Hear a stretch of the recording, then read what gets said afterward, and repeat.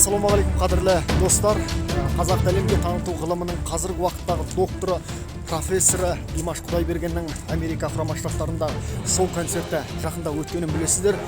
Аталған шығармашылық кеште Айгерім Медет қызда өнер көрсетіп, әлемнің 60 елінен жиналған көрермендердің ықыласына бөленіп қайтты.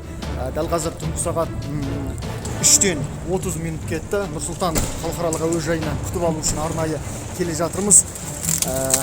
Айгерімге қазақтың атын әлемге танытатындай Алла абырой берсін, Димаш ағасының жолын берсін деп тілегіміз келеді. Барында бағалайық, қадірлі достар.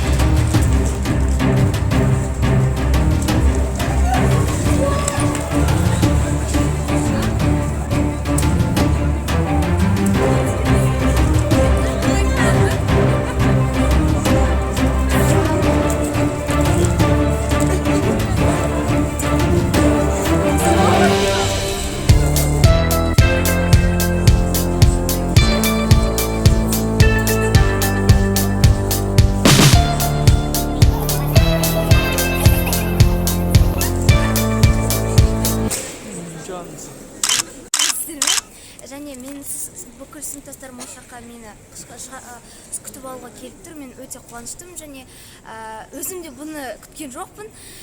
Мен өте қуаныштымын және бұйырса осындай Нью-Йоркқа енді бұйырса мен басқа да сахналарды бағындыруға тырысамын.